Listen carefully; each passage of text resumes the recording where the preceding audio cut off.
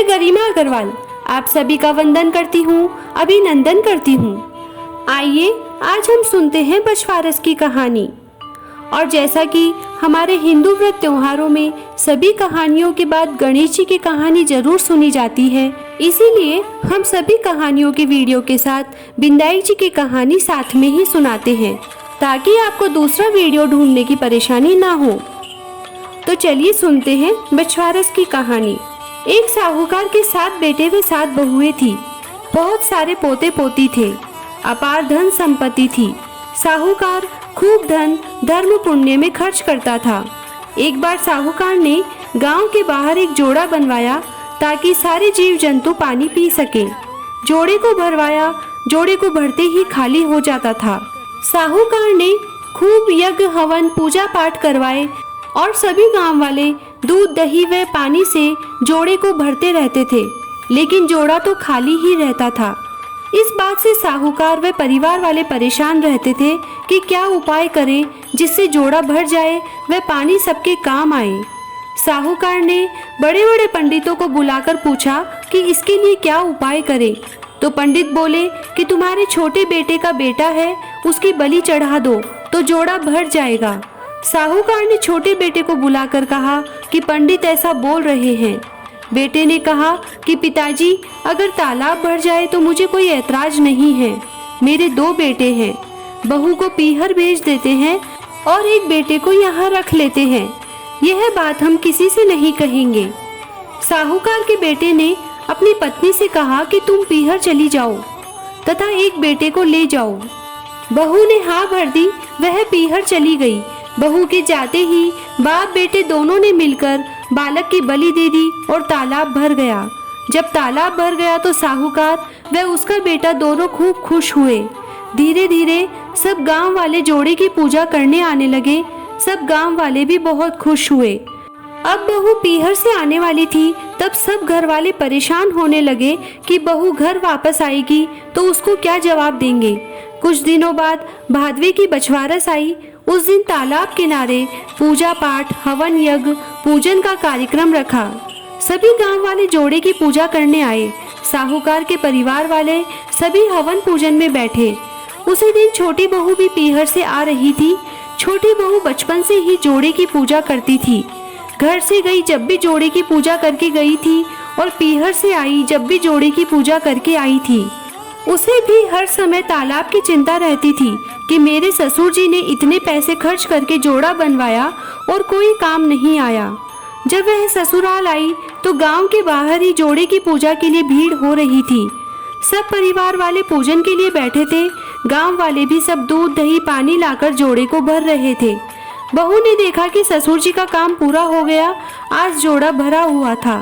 वह आकर सबके पास बैठ गई। सासू ने सभी बेटों के नंबर से तिलक किया, फिर सभी बहुओं के राखी तिलक किया, फिर पोतों के नंबर से तिलक किया।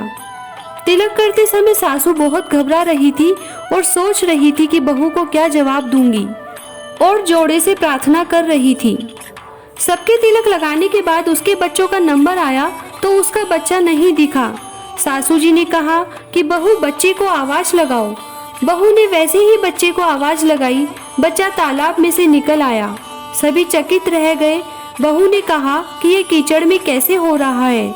किसी ने जवाब नहीं दिया तो बहू ने सोचा कि किसी को पता नहीं होगा, इसीलिए कोई बोल नहीं रहा।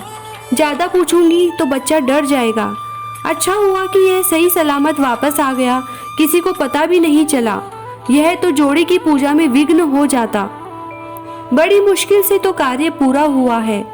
सभी सास बहुओं ने मिलकर जोड़े की पूजा करी। दूध दही से जोड़े को भरा व नींबू काचड़ी बिरिये रोली मोली चावल पैसे सब सामग्री से पूजा की।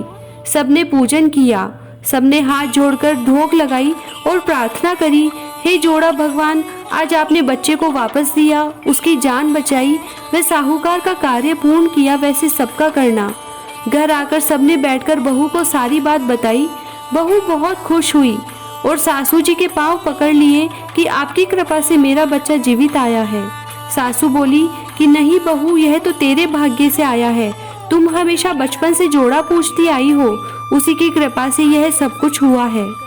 सब लोग कहने लगे, भादवा की बारस को सब बछवारस की पूजा करे, वह गोबर की तलाई बनाकर दूध दही से भरे, वह उसकी पूजा करे। हे बछवारस माता, सबकी रक्षा करना, कहता ने सुनता ने हुकारा भरता ने अपने सारा परिवार की रक्षा करना। बिंदाई जी की कहानी। 7 भाइयों की एक बहन थी। वह सब बात सुनती, परंतु गणेश जी का नाम आते ही घाघरी झटकाकर चली जाती। एक दिन गणेश जी को बहुत गुस्सा आया। वह बहन को डराने लगे। बहन तो डर के मारे सूखने लगी, तो भाइयों ने उसका दुख पता करने की कोशिश की, परंतु पता नहीं लगा सके। 7वां भाई चतुर था। आधी रात को वेश बदलकर बैठ गया और गणेश जी को पकड़ लिया और पूछा, तुम कौन हो और मेरी बहन को क्यों डराते हो? वे बोले, मैं गणेश जी हूँ। तेरी बहन सबकी बातें सुनती है, परंतु मेरे नाम से दूर भागती है, इसीलिए उसे डराता हूँ। भाई ने कहा, इसका उपाय बताओ। तो गणेश जी बोले, कोई भी कहानी कहे तो गणेश जी की कहानी कहे बिना नहीं उठे। बहन ने उस दिन से नियम बना लिया कि गणेश जी की कहानी सुने बिना खाना नहीं खाएगी। अब गणेश जी बहुत प्रसन्न हुए, उसे अच्छा घर वर दिया। हे गणेश जी महाराज, जैसा उसे दिया वैसा सभी को देना, अमर सुहाग देना, अमर पीहर वासा देना। इसीलिए कोई भी कहानी सुने तो गणेश जी की कहानी जरूर सुने। जय श्री गणेश महाराज की।